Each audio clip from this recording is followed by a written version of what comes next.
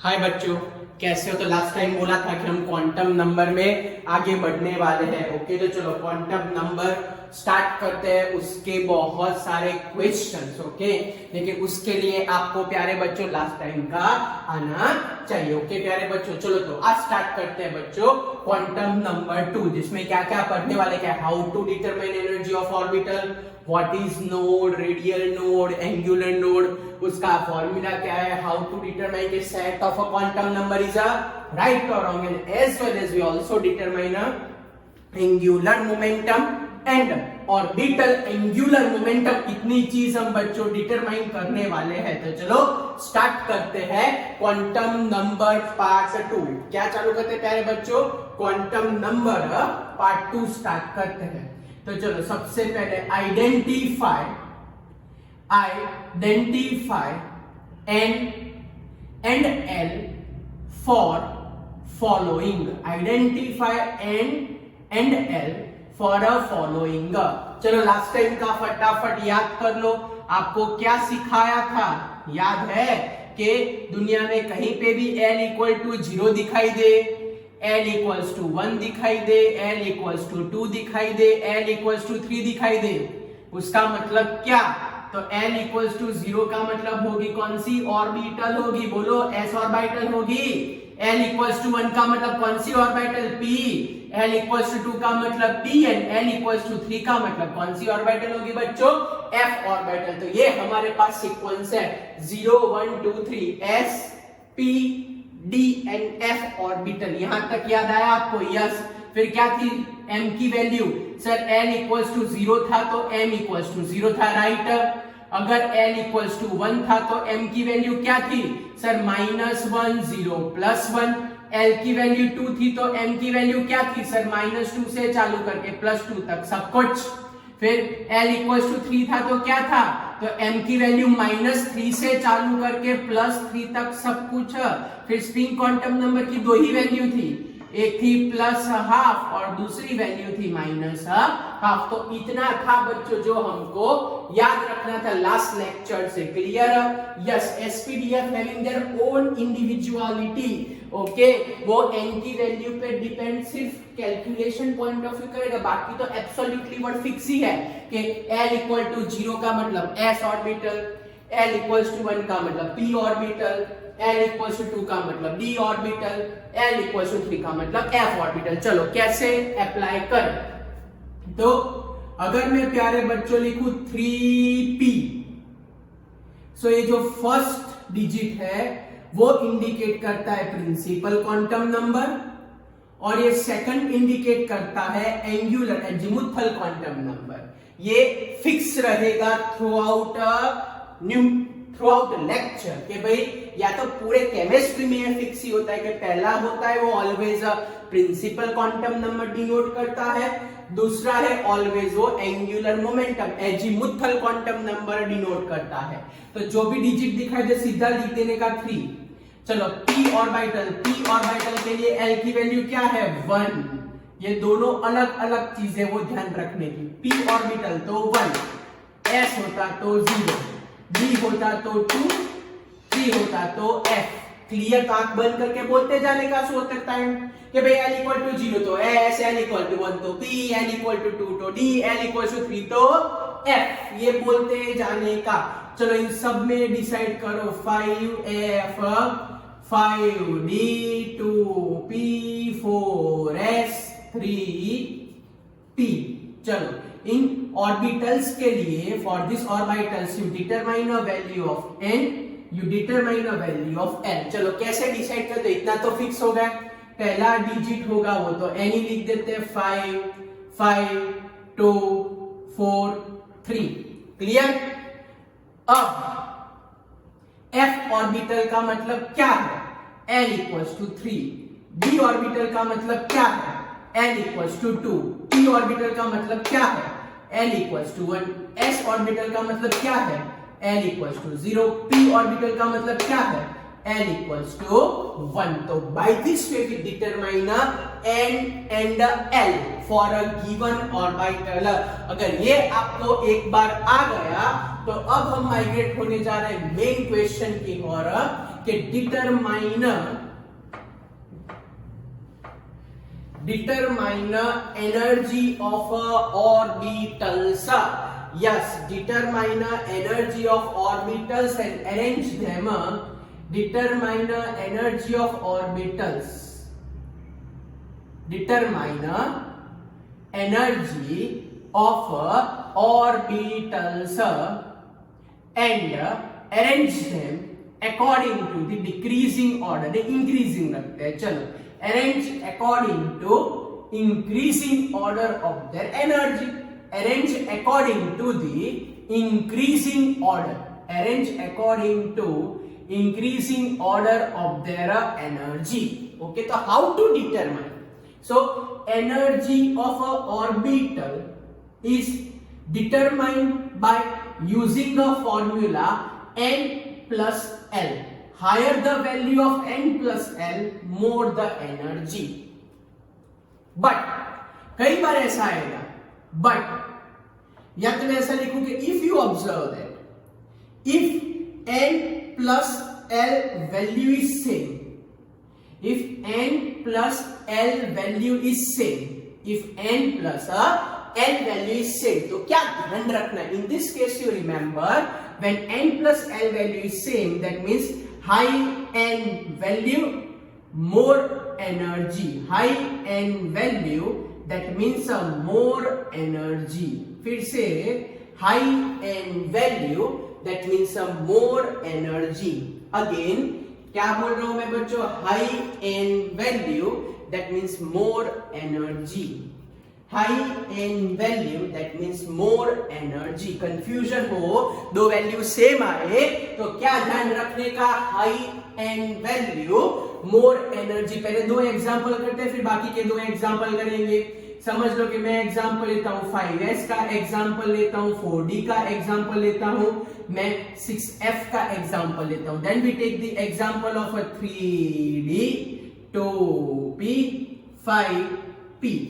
चलो तो इनको कैसे अरेंज करें? तो सबसे पहले क्या डिसाइड करो? n प्लस l, तो 5s, 4d, 6f, 3d, 2p, 5p. n l n plus l, n l n plus l. चलो बोलो कि इनको कैसे अरेंज किया जाए, बोलो फास्ट. चलो तो यहां मैं लगा देता हूं 5, यहां लगा देता हूं 4, यहां लगा देता हूं 6. यस, 0 s ऑर्बिटल का मतलब 0, d ऑर्बिटल का मतलब 2, f ऑर्बिटल का मतलब 3. बोलो what is our answer? 5, 6 and 9. बोलो increasing order low to high, तो सबसे लोएस्ट 5s, उसके बाद 4d, उसके बाद 6f. तो ये हमने अरेंज किया अकॉर्डिंग टू देयर एनर्जी. टप्पी पड़ी? यस, ये हमने बच्चों अरेंजमेंट किया अकॉर्डिंग टू देयर एनर्जी. ये हमने अरेंज कैसे किया बच्चों? तो ये हमने अरेंज किया अकॉर्डिंग टू देयर एनर्जी. चलो आगे बढ़ते हैं फटाफट. 3, 2, 5 d ऑर्बिटल का मतलब होगा 2, p ऑर्बिटल का मतलब होगा 1, p ऑर्बिटल का मतलब होगा 1. क्या है आंसर? 5, 3 एंड 6. बोलो कैसे अरेंज करें प्यारे बच्चों? कैसे अरेंज करें सर? सबसे पहले 2p, उसके बाद 3d, उसके बाद 5p. चलो क्लियर हुआ? कोई डाउट? चलो तो दो एग्जांपल लिख रहा हूं बच्चों, आप लोग खुद सॉल्व करो. चलो जल्दी जल्दी दो एग्जांपल यहां मैं दूसरे लिख रहा हूं, आप लोग खुद सॉल्व करो. याद रखना एनर्जी ऑफ ऑर्बिटल्स हो तो कितने भी चारों के चारों क्वांटम नंबर भी ना दिए हो, your target is only first two quantum number n and l. फिर से बोलो आपके टारगेट दो ही होने चाहिए. क्या प्यारे बच्चों? n and l. वो ही डिसाइड करता है क्या टारगेट होना चाहिए. n एंड l वो ही डिसाइड करता है कि एनर्जी क्या होनी चाहिए. चलो तो थर्ड एग्जांपल लेता हूं बच्चों, स्टार्ट हो जाओ. 4s, 5p, 3d, 4p.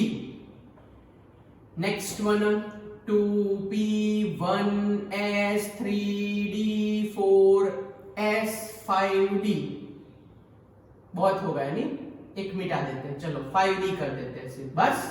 चलो फिर next 5s, 7p, 6d, 4f। चलो टाइम स्टार्ट, आप लोग ट्राई करो, फिर मैं आपको सिखाता हूँ। चलो जल्दी जल्दी टाइम स्टार्ट। मैं आपको 30 सेकंड का टाइम देता हूँ पहले के लिए। चलो टाइम स्टार्ट हो गया आपका। 1 2 3 4 5 6 7 8 9 10 11 12 13 14 15 16 17 18, कैमरे में देख लेता हूँ नीचे वाला दिखता है नहीं, 19 and 20। Yes it is a visible, okay no worry. चलो टाइम खत्म। लिखो चलो कमेंट में पहले का आंसर लिखो, कहां सो गए? तो क्या लिखे यहाँ पे? 4 फिर 5 फिर 3 फिर 4 2 1 3 एंड 5। बोलो what is the next step? s orbital का मतलब l हो जाएगा 0, p ऑर्बिटल का मतलब 1 हो जाएगा, d ऑर्बिटल का मतलब 2, p का मतलब 1, p का मतलब 1 हो जाएगा, 0 हो जाएगा, 2 हो जाएगा, 2 हो जाएगा। चलो क्या आंसर आया? 4 6 5 5 3 1 5 7। क्या है बच्चों? 3 1 5 7 4 6 5 5। क्लियर? कोई डाउट? कुछ पूछना है? ओके चलो अरेंज करो। तो सबसे लिस्ट एनर्जी आई 4s की। अब क्या इन दोनों में टाई हो गई? तो क्या बोला था? अगर n plus L value same आए, क्या बोला था? n plus L value same आए। क्या बोला था? n plus L value same आए। क्या बोला था प्यारे बच्चों? अगर n plus L value same आए। क्या बोला था मैंने? अगर n plus L value same आए तो हाई एंड मोर एनर्जी किसके लिए? ये 3 और ये 4। बोलो किसके लिए n की वैल्यू हाईएस्ट है? सर 4p के लिए n की वैल्यू हाईएस्ट है। किसके लिए? 4p के लिए n की वैल्यू हाईएस्ट है। 4p के लिए n की वैल्यू हाईएस्ट है। Due to that reason lowest energy वाला हुआ 3d, उसके बाद हाई एनर्जी वाला हुआ 4p। फिर से n plus L value same हो तो high and more energy, high and more energy, और सबसे हाईएस्ट है 5p की। चलो क्लियर हुआ बच्चों? चलो इसके अंदर सबसे लोएस्ट है 1s, उसके बाद 2p, उसके बाद 3d, उसके बाद 5d। चलो अब लास्ट वाला करो, मैं इसमें ज्यादा टाइम नहीं दूंगा। चलो टाइम स्टार्ट। 1 2 3 4 5 6 7 8 9 10 11 12 13 14 15 16 17 18 19 है ना 20। चलो टाइम खत्म। क्या लिखे सर? यहाँ आएगा 5 आएगा, 7 आएगा, 6 आएगा, 4 आएगा, 0 होगा, 1 होगा, सर यहाँ पे 2 होगा, सर यहाँ पे 7 होगा। चलो क्लियर? यस सर यहाँ पे आंसर आया 5, यहाँ पे 8, यहाँ पे 8, ओ सॉरी बच्चों यहाँ 3 आएगा तो यहाँ आया 7। चलो बोलो सबसे लोएस्ट एनर्जी किसकी? तो सबसे लोएस्ट एनर्जी हमारे पास आई 5s की, सबसे हाईएस्ट नहीं, 5s के बाद तो 4f। अब चलो इन दोनों के बीच में टाई हो गई, इन दोनों के बीच में टाई हो गई। बोलो पहले कौन? इन दोनों के बीच में टाई हो गई बच्चों। बोलो पहले कौन? इन दोनों के बीच में टाई हो गई, पहले कौन? तो high value of n more energy, तो इसके लिए n की वैल्यू हाईएस्ट है, इसकी एनर्जी सबसे हाईएस्ट होगी, तो 7p सबसे हाईएस्ट, और उसके बाद आएगा हमारे पास 6d। चलो अरेंजमेंट करना आ गया, तो n plus L value same आए तो याद रखने का कि मोर n मोर एनर्जी। चलो क्लियर? कोई डाउट? तो ये था हमारे पास अभी तक का डिटरमाइन एनर्जी ऑफ ऑर्बिटल। चलो second is known as a node. Now very important concept, last time मैंने आपको ऑर्बिट और ऑर्बिटल्स की डेफिनेशन में थोड़ा बहुत कंसेप्ट सिखाया था। ओके तो now what do you mean by node? ये नोड होता क्या है? सो नोड का मतलब area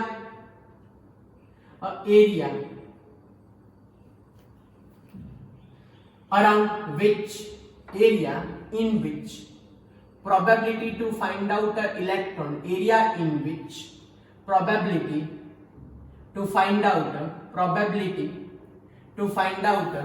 electron is zero, probability to find out electron is a zero, अंडा हो जाए, okay, yes, probability to find out a electron is what, a zero, probability to find out electron is what, zero, probability to find out electron is what, zero, probability to find out electron is zero, तो उसको हम क्या बोलते हैं, तो उसको बोलते हैं नोड, ऐसा एरिया जहां इलेक्ट्रॉन होते ही नहीं है, ओके, उसको बोलते हैं नोड। तो अगर कोई पूछे कि फाइंड आउट नोड नॉर्मली, या तो टोटल नोड बोले या तो टोटल नोड बोले, ओके, तो उसका फॉर्मूला बड़ा सिंपल है, n-1। इसको कई बार ये लोग नोडल प्लेन भी बोलते हैं बच्चों, सारे टर्म सेम होते हैं, कई बार इसको क्या बोला जाता है, नोडल प्लेन भी बोला जाता है। फिर अगर बोले कि कैलकुलेट एंगुलर नोड, तो एंगुलर नोड का सिंपल सा फॉर्मूला होता है हमारे पास L, और कोई हमको पूछे कि कैलकुलेट रेडियल नोड, क्या पूछे, रेडियल नोड, तो रेडियल नोड फाइंड करने का फॉर्मूला है n-l-1। तो इन दोनों को बच्चों अगर आप लोग ऐड करोगे तो ये वैल्यू आ जाएगी, इन दोनों को ऐड करोगे तो ये वैल्यू आपके पास आ जाएगी। रेडियल का मतलब indicate a particular axis, okay, radial का मतलब क्या होगा, रेडियल का मतलब होगा इंडिकेट अ पर्टिकुलर एक्सिस। बच्चों क्या इंडिकेट करता है, इंडिकेट अ पर्टिकुलर एक्सिस, उसको हम बोलते हैं कौन सा नोड, रेडियल नोड। क्या बोलते हैं प्यारे बच्चों, उसको हम रेडियल नोड। चलो तो ऐसा पूछेंगे कैलकुलेटर टोटल, पहले तो ऐसा लिखते हैं calculator angular node, calculator radial node and calculator total node in a following. ये हमको कैलकुलेट करना है फॉलोइंग के अंदर। ये बहुत सारे क्वेश्चंस हो रहे हैं, तो आप लोग अलर्ट रहना। हाँ बच्चों, यस, सबसे पहले मैं लिखता हूं 2s 2p 5p 3d 4f 3p।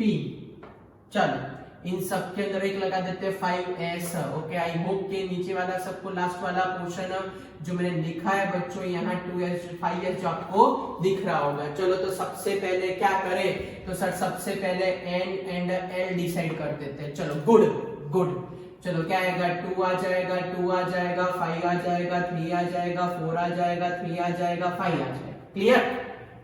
फिर m, ये s के लिए 0p के लिए 1p के लिए 1d के लिए 2f के लिए 3p के लिए 1s के लिए 0। चलो ये हो गया एंगुलर नोड। क्या होता है एंगुलर नोड, सीधा L, तो इसके अंदर एंगुलर नोड 0, इसके अंदर 1, इसके अंदर 1, इसके अंदर 2, इसके अंदर 3, इसके अंदर 1, इसके अंदर 0।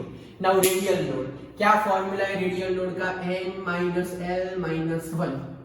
चलो तो n लगाओ, तो 2 - 0 - 1, तो आंसर आया 1।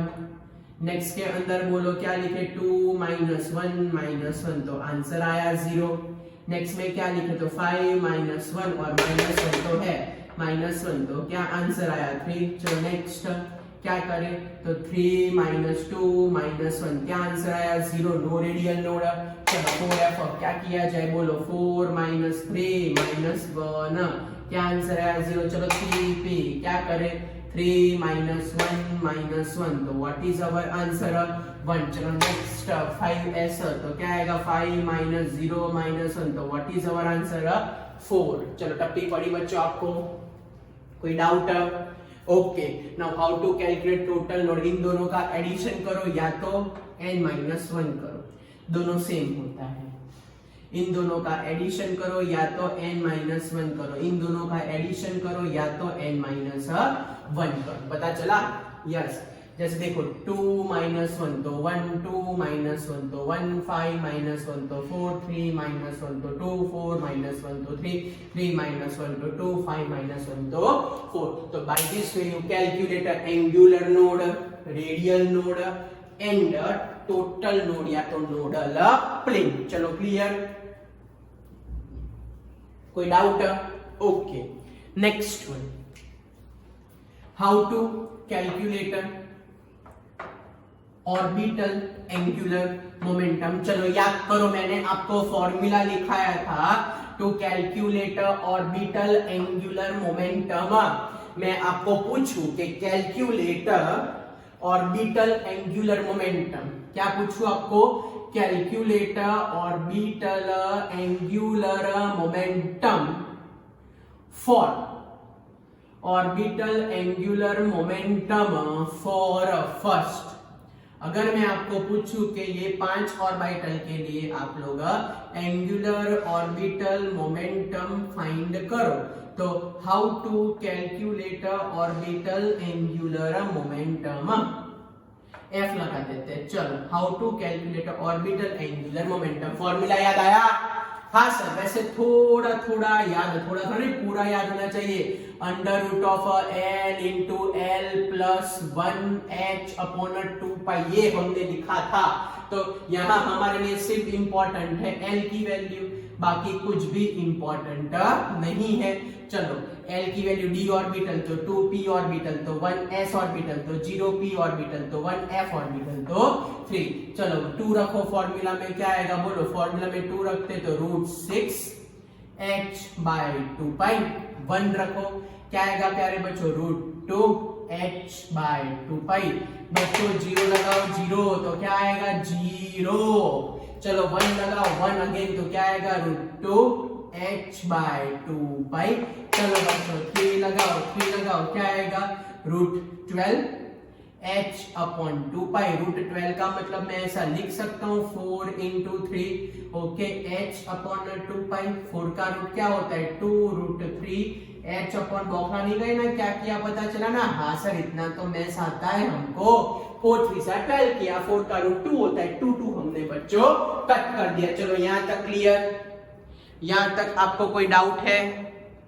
यहाँ तक कुछ पूछना है बच्चों आपको? ये जो कोने में लिखा हो थोड़ा दिखता है ना आपको? वरना बोलते रहना बच्चों, ये थोड़ा जो कोने में लिखा है वो आपको दिख रहा है ना? ओ ना दिख रहा हो तो बोलते रहना प्यारे बच्चों, ये कोने में जो लिखा है, ओके, अब विजिबल होगा बच्चों। चलो क्लियर हुआ यहाँ तक?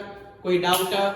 ओके, चलो तब आगे बढ़ते। ये हुआ orbital angular momentum. Very very very very very important concept,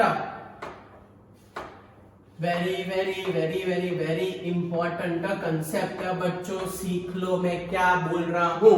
तो वो बड़ा इंपॉर्टेंट सा कंसेप्ट है प्यारे बच्चों, इसको बोलते हैं which of the following set of a quantum number is right और रॉन्ग।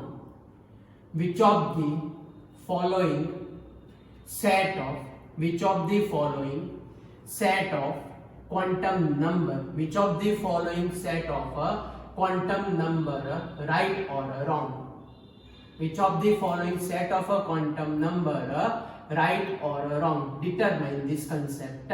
okay, ये आपको डिसाइड करना है। तो कैसे डिसाइड करें? तो 3 कंडीशन फॉलो करनी है इसके लिए प्यारे बच्चों। सबसे पहले कंडीशन नंबर 1, कंडीशन है n compulsory greater than l होना चाहिए। क्या कंडीशन है? n compulsory greater than l होना चाहिए। Condition number 2, spin quantum number कभी किसी का 0 नहीं होता। Spin quantum number never be 0, या तो प्लस हाफ होगा या तो माइनस हाफ होगा, हमने लिखा है यहाँ पे। चलो next condition number 3, condition number 3 is l अगर हमारे पास 0 हो तो m 0 ही होगा, उसके बाद की कोई वैल्यू, ये वाली कंडीशन। अगर n इक्वल्स टू 1 है बच्चों तो m की वैल्यू -1 0 + 1 ही होती है। अगर हमारे पास l इक्वल्स टू 2 है तो m की वैल्यू प्यारे बच्चों -2 -1 0 1 2 इसके ही बीच में होनी चाहिए, बाहर की होती ही नहीं। अगर हमारे पास n इक्वल्स टू 3 आ जाए तो m की वैल्यू बच्चों इतनी ही होती है, -3 से चालू करके +3, इसके बाद की कोई भी वैल्यू नहीं चलेगी। So this 3 condition must require for a given set of quantum number is right or wrong। Okay, ये 3 कंडीशन पता चली। कौन कौन सी 3 कंडीशन? हाँ सर, ये 3 कंडीशन हमारे दिमाग में बैठ गई। पहली कंडीशन क्या थी? n greater than l। Second condition क्या थी? बोलो जल्दी, सेकंड कंडीशन क्या थी सर? सेकंड कंडीशन थी स्पिन क्वांटम नंबर कभी 0 नहीं होती। तीसरी तो मैंने लिखी है। चलो तो मैं यहाँ पे 1 2 3 4 5 5, 6, 7 और 8 एग्जाम्पल लिख रहा हूं, आप लोग डिसाइड करके बताओ कि कौन सा सेट राइट है और कौन सा सेट रॉन्ग है विथ पर्टिकुलर कंडीशन के साथ। ओके, चलो तो मैं लिख देता हूं, आप लोग सोच के बताओ। 4 5 3 5 3 4 2 3, यहाँ पे आएगा 1 2 3 2 5 2 1 2, यहाँ पे मेरे पास आएगा -1 0 -1 0 -1 -3 -1 -2, या हमारे पास आंसर आएगा +½ 0 -½ +½ 0 +½ फिर -½ फिर -½ फिर हमारे पास आएगा 0 एंड +½ नहीं, यहाँ -½ ही करते हैं। चलो बोलो क्या लगता है कौन सी कंडीशन मींस कौन सा सेट रॉन्ग है, आप लोग बताओ। चलो तो सबसे पहला स्टेप कंडीशन नंबर 1 चेक करो। क्या है condition number 1? n greater than l होना चाहिए, है? यस सर, तो मे बी ये पॉसिबल होगा। Next, n greater than l है? नहीं सर, ये भी 3 और ये भी 3, तो that means it is a totally wrong according to condition number 1। फिर से यहाँ 4 है, यहाँ 2 है, चल सकता है? हाँ सर चल सकता है। चलो ये 5 है, ये 2 है, चल सकता है? हाँ सर चल सकता है। n ग्रेटर देन l चाहिए, यहाँ n 3 और l 5 पॉसिबल है? कैसे सर हो सकता है, ये कैंसिल हो गया sir. n greater than l चाहिए, कंडीशन नंबर 1, ये चेक करो, ये पॉसिबल है? हाँ सर। 4 ग्रेटर देन 2, ये पॉसिबल है? हाँ सर, क्योंकि 2 ग्रेटर देन 1, ये पॉसिबल है? हाँ सर, क्योंकि 3 greater than 1, sorry 3 greater than 2। Clear? Condition number 1 check हो गई। अब कंडीशन नंबर 2 चेक करो। क्या है कंडीशन नंबर 2? S0 चेक करो। कहां S0 सर? इसमें S0, तो इसको मिटा दो। तो ये रॉन्ग हो गया क्योंकि कंडीशन नंबर 2 S कभी 0 नहीं होता। Spin quantum number never be 0। क्या बोला मैंने? Spin quantum number never be 0। क्या 0 नहीं हो सकता प्यारे बच्चों? Spin quantum number never be 0। Spin quantum number never be 0। क्या 0 नहीं हो सकता प्यारे बच्चों? Spin quantum number never be 0। तो ये फर्स्ट क्लियर, सेकंड रॉन्ग हो गया, थर्ड रॉन्ग हो गया, 4 अभी डाउट में है, 5 रॉन्ग हो गया ये। चलो तो अब हमारे पास कौन कौन सा बाकी बचा? सर एक फर्स्ट, एक फोर्थ, एक 6, एक 7, एक 8, इतना बाकी। चलो थर्ड कंडीशन, अगर L1 है, अगर L1 है तो -1 चलेगा? चलेगा, है, तो ये एकदम ट्रू हो गया। फिर से L अगर 1 है तो m-1 चल जाता है। ओके, चलो ये अगर L2 है, अगर L2 है तो m0 आता है, अगर L2 है तो m0 आता है, ये भी ट्रू हो गया। नेक्स्ट, अगर L2 है, अगर L2 है, अगर L2 है, अगर L2 है तो -3 है। L अगर 2 हो तो -2 से +2 होता है। फिर से L अगर 2 हो तो -2 से +2 ही होता है। L अगर 2 हो तो -2 से +2 ही होता है। तो कहने का मतलब -3 आया, तो ये हो गया रॉन्ग। लिखने का ब्रैकेट में कंडीशन नंबर 3। फिर से अगर ये 1 है, 1 ये 1 है तो -1 0 +1 एप्लीकेबल। तो 1 है तो -1 इज एप्लीकेबल, 2 है तो -2 इज एप्लीकेबल। तो कितने राइट हुए? 1 2 3 4 राइट और 4 रॉन्ग हुए। 4 राइट और 4 क्या हुए? रॉन्ग हुए। चलो क्लियर हुआ? कोई डाउट है? चलो तो मैं आपको पूछ लेता हूं दूसरे 3 एग्जांपल। वो 3 एग्जांपल में आप लोग सोच के बताओ विच of the following set is a right और अ रॉन्ग। ओके, चलो तो स्टार्ट करते हैं। कौन सा सेट राइट है और कौन सा सेट बच्चों रॉन्ग है। चलो तो डिसाइड कर लेते हैं। सबसे पहला, नो हिंट, खुद ट्राई करो, खुद आंसर बताओ। N L M S 2 1 -1 0 2 1 0 -½ 3 2 -3 +½ बोलो। चलो इसमें से कौन सा राइट है और कौन सा रॉन्ग है? सोच के बताओ कि इसमें से कौन सा राइट है और कौन सा रॉन्ग है। चलो फटाफट टाइम आपका स्टार्ट। 1 2 3 4 5 6 7 8 9 एंड 10। चलो 10 खत्म। पहले क्या चेक करने को बोला था? n greater than l, n greater than l, n greater than l है सब में। नेक्स्ट स्पिन क्वांटम नंबर 0 है, वो पॉसिबल नहीं है। This is due to condition number 2। चलो नेक्स्ट, L की वैल्यू 1 है तो 0 एप्लीकेबल है, L की वैल्यू 2 है तो नहीं। अगर L इक्वल्स टू 2 आएगा बाजू में लिखा तो -2 से +2 आना चाहिए। -3 तो आउटसाइड हो गया, तो ये हो गया रॉन्ग। तो ये तीनों में से एक ही राइट था। कौन सा प्यारे बच्चों? सेकंड वाला हमारे पास राइट था। चलो क्लियर? कोई डाउट? कुछ पूछना है? कुछ पूछना है बच्चों आपको तो बोल दो, चलो फटाफट। ओके चलो, तो अब क्वांटम नंबर में जितने भी पोर्शन थे वो कवर हो गया। क्वांटम नंबर के जो हमारे क्वेश्चन बाकी बचे प्यारे बच्चों, वो हम 3 प्रिंसिपल पढ़ेंगे, उसके बाद आएगा। कौन से 3 प्रिंसिपल पढ़ने वाले?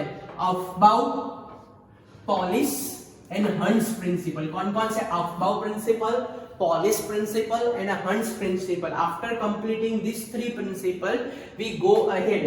Now, today we complete the shapes of orbitals. Shapes of orbital. क्या होगा shape of orbital? तो वो लोग ऐसा बच्चों बोल रहे कि जो s ऑर्बिटल होती है, s ऑर्बिटल, वो s ऑर्बिटल होती है non directional. Non directional means not indicate a particular axis.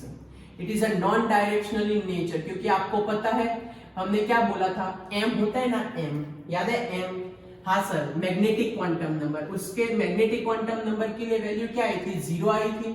उसका मतलब वो कोई डायरेक्शन ओरिएंट नहीं करता। That means it is a non directional in nature, where p and d orbitals are directional in nature. p and d orbitals हमारे पास आई थी directional in nature, क्योंकि m की उसके लिए पर्टिकुलर वैल्यू थी।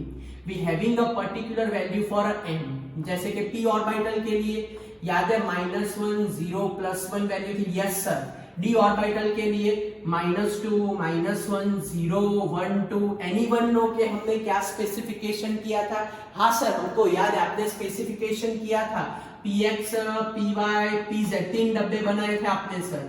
इसमें सर आपने देखने जाओ तो सर 5 डब्बे बनाए थे, dxy dyz dzx dx square minus y square and dz square। Okay, इस तरीके से ड्रॉ किया था। चलो, तो सबसे पहले हम बात करते हैं s ऑर्बिटल की। s ऑर्बिटल होती है नॉन डायरेक्शनल। नॉन डायरेक्शनल का मतलब अगर मैं न्यूक्लियस से कोई भी डायरेक्शन में जाऊं तो हमको s ऑर्बिटल की अवेलेबिलिटी मिल जाती है। ओके, आप लोग इतना ज्यादा जोरदार याद मत रखना, यू ओनली रिमेंबर कि s orbitals is a spherical in shape। बस इतना याद रखो, that is more than enough। s orbital is a spherical in shape। Okay, non directional का मतलब कोई भी डायरेक्शन में जाए न्यूक्लियस से, और अगर ये सारी की सारी लाइन को कनेक्ट कर दे तो you clear cut observe that a spherical shape. Okay, ज्यादा झमेले में मत पड़ना। मैंने क्या बोला? s ऑर्बिटल का शेप क्या होता है? स्फेरिकल होता है। s ऑर्बिटल का शेप ये न्यूक्लियस, और ये हमारे पास स्फेरिकल शेप। ओके, अब इसके अंदर ऑर्बिटल कहां होती है वो देख लो बच्चों। ये पर्टिकुलर रीजन जहां पे इलेक्ट्रॉन, ये फिक्स सर्कुलर पाथ नहीं, वो पाथ के आसपास का पर्टिकुलर रीजन जहां पे इलेक्ट्रॉन मिलने की प्रोबेबिलिटी सबसे हाईएस्ट होगी, इलेक्ट्रॉन मिलने की प्रोबेबिलिटी मैक्सिमम होगी। ये जो रीजन मैंने ड्रॉ किया, ये रीजन डॉट डॉट वाला, that blue region is known as orbitals. तो ये हमने ड्रॉ किया 1s ऑर्बिटल का डायग्राम। किसका ड्रॉ किया? 1s ऑर्बिटल का डायग्राम। नाउ नेक्स्ट वन, वैसे आप लोग ड्रॉ कर सकते हैं, मैं आपको दो एग्जांपल करके समझाऊं। ये हमारे पास है 2 सर्कल। ओके, यस, तो ये हमारे पास है ब्लू कलर वाला रीजन देखने का। It is a particular region जहां पे इलेक्ट्रॉन मिलने की पॉसिबिलिटी, प्रोबेबिलिटी मोर देन 95% है। So this particular region around a nucleus in which probability to find out an electron is a maximum. So this particular region around a nucleus is known as a orbitals। क्या बोलते हैं प्यारे बच्चों इसको?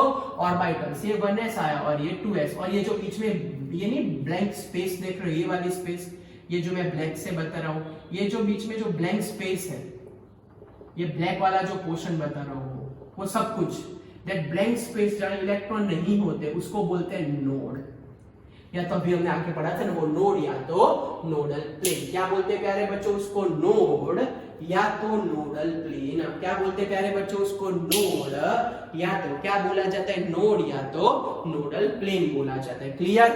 पता चला बच्चों? ओके चलो next, shape of a P orbital, वो डायरेक्शनल होते हैं, उसमें 3 ऑर्बिटल्स हैं। ओके तो अब मैं अगर p ऑर्बिटल्स की बात करूं प्यारे बच्चों, सो p orbitals having a dumbbell shape, p orbital having a dumbbell shape, p orbitals having a which shape? Dumbbell shape. हम टोले सोले बनाते हैं ना जिससे, वो वाला डंबेल शेप। ओके तो यस ये हमारे पास डंबेल शेप वाली ऑर्बिटल्स। सबसे पहले तो हम 3 एक्सिस ड्रॉ कर देते हैं और फिर डंबेल शेप वाली ऑर्बिटल्स बना देते हैं। ये परमानेंट है, याद रखना। 3rd चैप्टर में आएगा, 4th चैप्टर में आएगा। x y z कर देते हैं, x y z कर देते हैं। चलो what do you mean by px, what do you mean by py, what do you mean by pz? px का मतलब that orbital totally dumbbell lie on which axis? x axis. ये particular region जहां आपको electron मिलने की probability क्या रहेगी? Maximum रहेगी। ओके ये हमारे पास आया py, तो ये पर्टिकुलर मैग्नेटिक फील्ड जहां पे हमको इलेक्ट्रॉन मिलने की प्रोबेबिलिटी क्या होती है बच्चों? मैक्सिमम होती है। ये हमारे पास है pz orbital. In this pz orbital probability to find out, ये पर्टिकुलर रीजन में probability to find out electron is what? Maximum. तो ये हमारे पास है कौन सी ऑर्बिटल प्यारे बच्चों? तो ये हमारे पास है तीनों की तीनों कौन सी ऑर्बिटल बच्चों? ये हमारे पास है तीनों की तीनों p ऑर्बिटल। कौन सी प्यारे बच्चों? p orbital. p ऑर्बिटल बड़ी ध्यान से देखना बच्चों कैसे हम ड्रॉ कर रहे हैं। वो 3D स्ट्रक्चर ज्यादा है लेकिन मैं ट्राई करूंगा कि यहाँ वैसे इंडिकेट कर पाऊं। ओके वरना ये डायग्राम चलेगा, आप ड्रॉ करोगे, किसी की ताकत नहीं है कि आपके मार्क्स काट दे। ओके चलो तो हम बात करते हैं d ऑर्बिटल की। So in case of a d orbitals, okay, having a double dumbbell shape and both dumbbell are perpendicular, okay, having a double dumbbell shape, and both dumbbell are perpendicular to each other. Double dumbbell shape is that, okay, उसका shape होता है बच्चों double dumbbell shape, and both are perpendicular to each other, okay। अगर मैं बच्चों यहाँ पे लिख रहा हूँ, ध्यान रखना ये थोड़ा छोटा वाला डायग्राम बनाते हैं क्योंकि 5 ऑर्बिटल ड्रॉ करनी है हमको। ये दूसरा, ये हमारे पास 3rd नंबर, यहां मैं ड्रॉ करता हूं 4th नंबर और यहां मैं ड्रॉ कर देता हूं 5th number. Yes d orbitals having a double dumbbell shape, okay yes. तो अब dxy का मतलब क्या समझने का आपको? तो dxy का मतलब that both dumbbell lie between the plane of x and y। फिर से dxy का मतलब क्या समझने का? dxy का मतलब both dumbbell lie between the plane of x and y। Okay फिर से बोलो, dxy का मतलब क्या होगा? Both dumbbell present between the x and y plane, okay, between the what? x and y plane. ये हमारे पास बच्चों आया पहला dumbbell between the plane of x and y। ये बच्चों हमारे पास आया दूसरा dumbbell, it is a present between the plane of x and y, okay। तो ये हमारे पास बच्चों आया पहला डंबेल और ये हमारे पास आया दूसरा वाला डंबेल, ये dxy। now what do you mean by dyz? dyz present between the plane of y and z, तो be present between the plane of y and z। अब थोड़ा थोड़ा डायग्राम आपको और ज्यादा क्लियर होगा। Present between the plane of y and z away from the x, okay, present between the plane of y and z, okay, it is a present between the plane of y and z। चलो clear, ये हो गया हमारे पास dyz। Now dzx, 3D सोचना बच्चों, okay, dzx present between the z and x, तो perfect बीचों बीच होगा वो, okay, present between the Z and X axis exact perfectly बीच में ही प्रेजेंट होगा, यहाँ प्रेजेंट होगा, वो एग्जैक्ट बीच में प्रेजेंट होगा। और वाई ऑर्बिटल प्लेन के पीछे कहीं पे होगी, ये वाई ऑर्बिटल है हमारे पास। ओके, तो ये हमारे पास प्यारे बच्चों शेप आया, किसका शेप आया, ये हमारे पास प्यारे बच्चों शेप आया, कौन से ऑर्बिटल का, ये हमारे पास शेप आया डी जेड एक्स। चलो clear, D X Y dy z dz dxy dyz and dz clear. चलो नेक्स्ट, अब अगर मैं बोलूं dx square minus y square, तो what do you mean by dx square minus y square? So that dumbbell is totally present on a x axis, totally present on a y axis. That dumbbell totally present on a x axis and that dumbbell totally present on a y axis. ये plane के पीछे, it is totally present on a y axis. ऐसे आप लोग जा सकते हो कि that dumbbell totally present on a x axis and that dumbbell totally present on a y axis. ऐसे हम ड्राइंग कर सकते हो कि एक आगे और एक पीछे। वैसे तो पीछे 3 डायमेंशनल देखने जाओ तो कुछ अलग ही होता है। Okay, now last dz square, both dumbbell present only on a one axis, both are present only on a one axis and that is a z. दोनों के दोनों प्रेजेंट होके z एक्सिस के ऊपर ही प्रेजेंट होके क्या हो गया प्यारे बच्चों। अब आपको लगे सर ये क्या ड्रॉ किया, ये क्या ड्राइंग किया बच्चों। चलो तो हम दो पेज लेके आपको समझाते हैं मैंने क्या ड्राइंग किया। ओके चलो, मैंने क्या बोला कि यहाँ डबल डंबल होता है प्यारे बच्चों के, मैं पेन साइड में रख देता हूँ फिर मैं आपको समझाता हूँ। तो ये बच्चों समझ लो कि ये हमारे पास पेज है, मैं इसका एक अप्रोक्सीमेट डंबल बना देता हूँ, ये एक और ये दूसरे पेज का भी डंबल बना देते हैं। चलो ये हमारे पास बच्चों 2 डंबल आ गए बराबर। ये ना देखो, ये ना ब्लू कलर, ये ब्लू है ना, ये ब्लू कलर बराबर। अब दूसरा डंबल वहां पे ही है, परपेंडिकुलर ऐसे है, ऐसे प्लेन में से घुसा हुआ अंदर अंदर की साइड परपेंडिकुलर। सोचो एक वर्टिकल, ये रहा ब्लू, और ये ब्लैक, ये सॉरी ये रेड वाला, ये रहा। देखो तो अगर मैं रेड वाले को सामने से देखता हूं, सामने से आप अपनी ओर से देखो तो क्या दिख रहा है, सर्कल दिख रहा है। फिर से इसका ऐसा क्रॉस सेक्शन लगाया हुआ है। फिर से ये जो फिर से वर्टिकल वाला तो आपको ब्लू दिख रहा है, ये दूसरा जो उससे परपेंडिकुलर है ना, परपेंडिकुलर, वो आपको सामने से ऐसे सर्कल ही दिखता है, सर्कल। तो ये सर्कल हटा के यहां लगा दिया, that is dz square, both dumbbell present on a z axis. Clear बच्चों, तो आज हमने बहुत बहुत बहुत इंपॉर्टेंट कंसेप्ट किया। इसमें सबसे पहला इंपॉर्टेंट कंसेप्ट था क्वांटम नंबर लास्ट लेक्चर का, उसके बेस्ड ढगलो एमसीक्यू, और वो सारे एमसीक्यू हमको काम लगेंगे कॉम्पिटिटिव में। आज का lecture competitive point of view बड़ा इंपॉर्टेंट है। हमने अभी कैलकुलेशन का half of the portion he cover किया है क्वांटम नंबर का। क्यों? क्योंकि 3 प्रिंसिपल आएंगे, Aufbau, Polish and Hunts, then we go for the detail about much more detail about a quantum number. Okay बच्चों, अब बस ये चैप्टर के 3 ही लेक्चर बाकी है, then we shifted towards chapter number 3 प्यारे बच्चों। चलो क्लियर, कोई डाउट? और हमने पढ़ा शेप्स ऑफ ऑर्बिटल। चलो रिवाइज कर लो बच्चों, क्या क्या किया सर। पहले एनर्जी ऑफ ऑर्बिटल डिसाइड की सर, उसके बाद नोडल प्लेन डिसाइड किया, रेडियल नोड डिसाइड किया, गुड। उसके बाद ऑर्बिटल एंगुलर मोमेंटम डिसाइड किया, गुड। उसके बाद क्या डिसाइड किया, बोलो जल्दी।